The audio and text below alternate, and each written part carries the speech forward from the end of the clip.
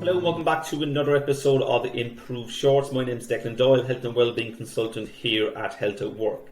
And I want to discuss today a simple tip that you can use to optimise wellbeing opportunities within your organisation. So if you're a wellbeing lead, a HR professional, or someone who's only starting the wellbeing programme, or even indeed part of the wellbeing programme within the organisation, this will be very useful for you if you haven't been doing this type of stuff already. So let's jump right in. Wellbeing touchpoints are a really important process and factor that can be used to uncover hidden wellbeing opportunities in which you can use to either signpost or help direct people in your organisation or help people participate in certain wellbeing opportunities. And one of the most practical tips we give is to map out the life cycle that your employee has to take as part of being an employee within your company. So touch points are simply that. You have an opportunity to touch the employee with your wellbeing initiatives, programs, aids, and so on.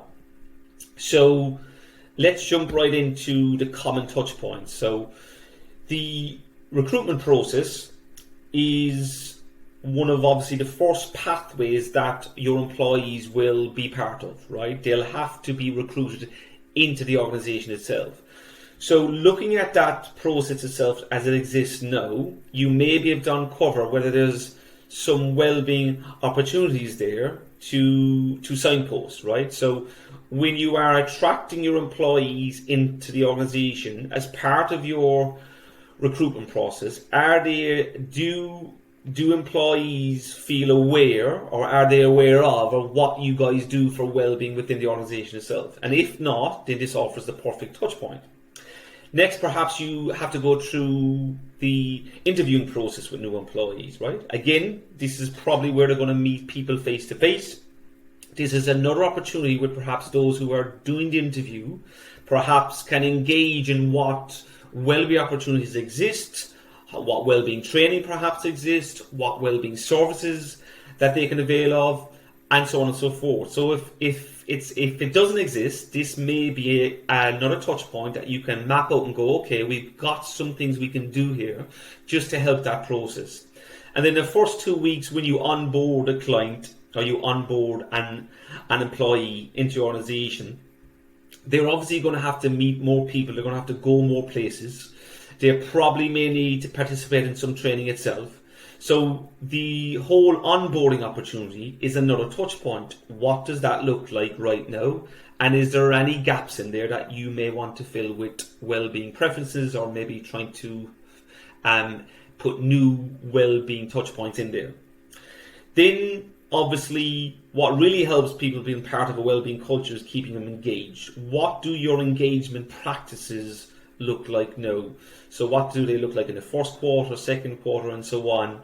Is there any opportunities there to really make employees feel like they're part of the wellbeing journey, they're part of the wellbeing pathway that you've created there? And again, if not, perhaps this is another gap that can be closely looked at and some other touch points put in.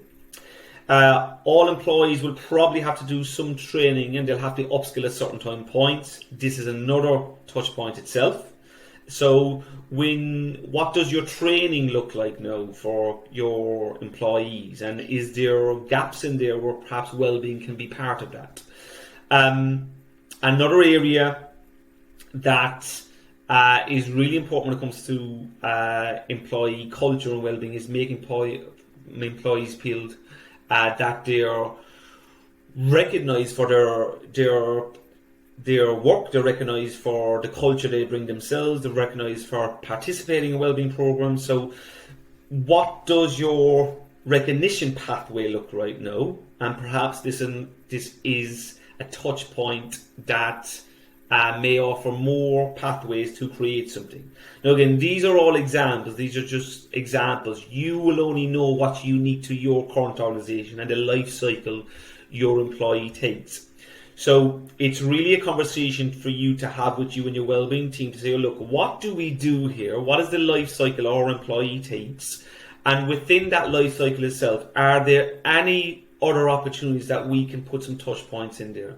And of course, the more touch points you put in that really map to your employees' needs, then the more likely you're going to make them feel that this is a good place to work. This has a great wellbeing culture on board.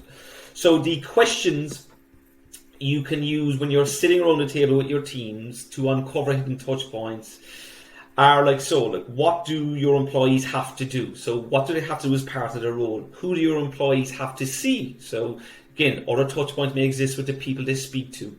Who do your employees have to speak to on a daily basis, right? So where do they have to go when they enter your organization? Who do they speak to first, second, third, fourth?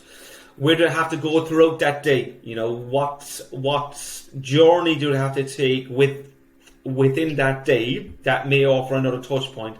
And what actions do they have to take?